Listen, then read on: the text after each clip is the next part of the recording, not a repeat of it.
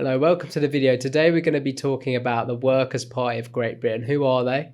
Well, they were set up by George Galloway in 2019. I'm sure you know who George Galloway is, the maverick British politician on the, some would say, the hard left. And he did set up a political party before called Respect, right, which was a kind of very pro-Palestine party, anti-Zionist party, but that was a lot more regional. I think this project has national ambitions, essentially. I think it really does, especially since the fall of Jeremy Corbyn in the Labour leadership. What Galloway is trying to do is essentially get people who would usually vote Labour to vote for him. So he's kind of exploiting that at the moment. A lot of people very disillusioned with the Labour Party.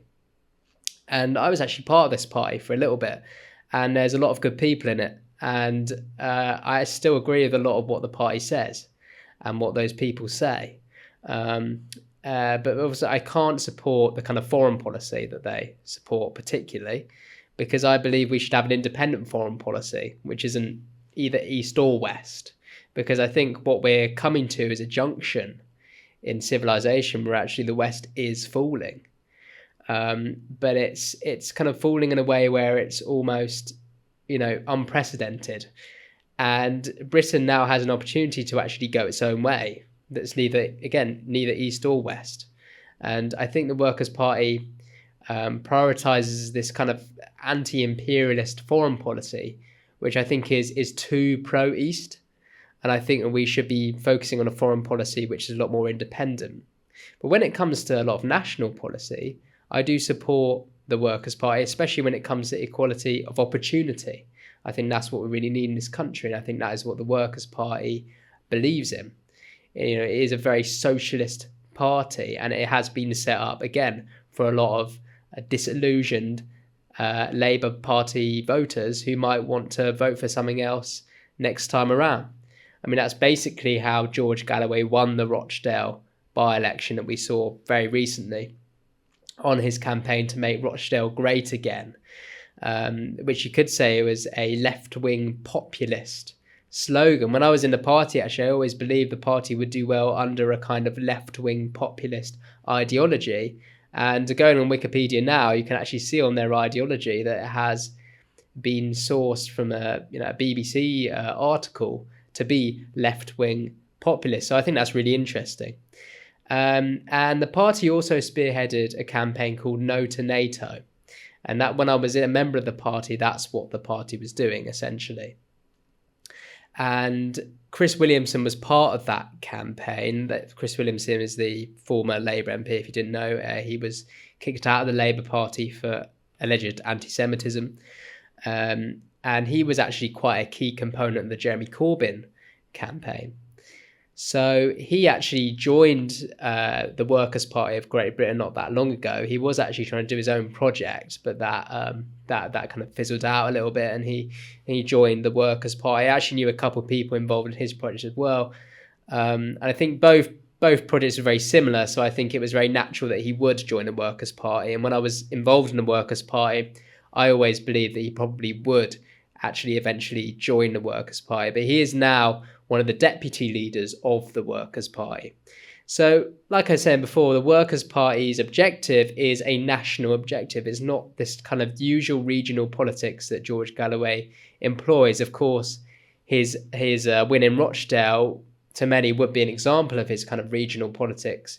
When he goes to these by-elections, he wins, and then he may go to another constituency and win there again and become a member of Parliament again. But I think with Rochdale, he's actually sticking with it. I think he wants to stick with it, and I think he does want the Workers' Party to be a national force. Whether the Workers' Party will be a national force, time will tell. I think it has the potential to become a national force, no doubt about it. I think they have a strategy that they want to employ, and especially with foreign politics at the moment, we're seeing the Israel-Palestine war. That's working in their favour. They've been able to use that, their foreign policy, which is very pro-Palestine, I think, to their advantage. And I think they're going to continue to be able to use that to their advantage. So it'll be interesting to see what happens. I think they have potential. I think what they're doing, their ideology is essentially anti-woke ideology, with socialist economics, which is not too dissimilar to the party we're going to be talking about next week. And you should really watch next week's video, by the way, because it's going to be very interesting if you're interested in politics in general, but especially British politics, because I don't think many of you would have heard of this party, but they are coming up very slowly, coming up very quickly, but very quietly at the same time, steadily, essentially, and they're coming up.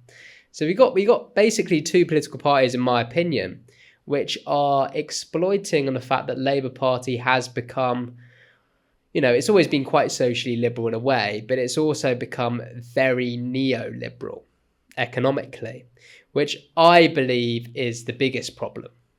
Okay, I think that neoliberalism is actually the biggest problem for the Labour Party. I also believe social liberalism in some ways has become a problem. I think it's how far you go with that social liberalism. There have been examples where Labour has gone too far. But at the same time, I do think that economics is more important. I think that economics will always be more important than that. But the Workers' Party is there waiting to exploit that opportunity. And the Workers' Party is already very popular among predominantly the working class Muslim vote. Now, that doesn't mean it's just working class Muslims who vote for the Workers' Party, not at all.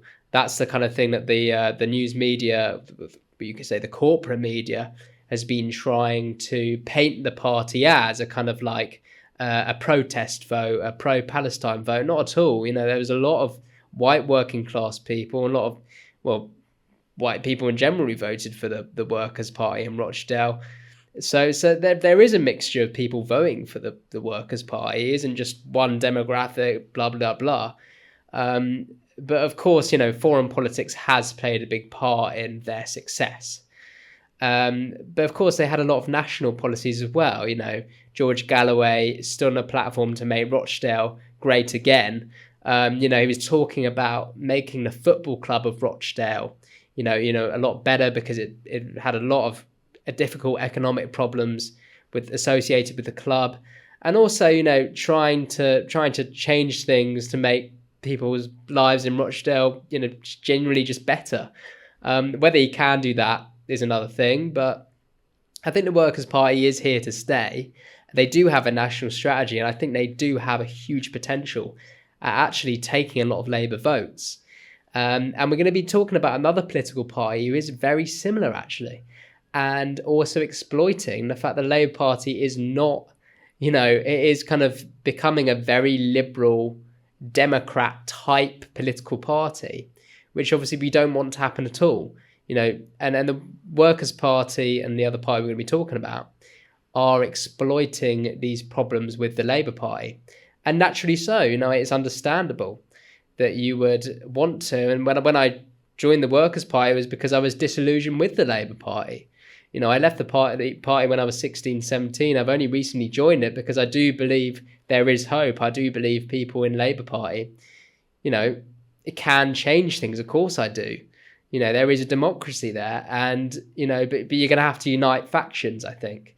The biggest problem we have now is this neoliberalism, which is being advocated right now by the Starmer leadership, but by previous leaderships as well. Look at Tony Blair, Gordon Brown. So, like I say again, the Workers' Party is exploiting a natural gap in the market, you could say the political market, which is happening right now because the Labour Party is not going back to its traditional voters.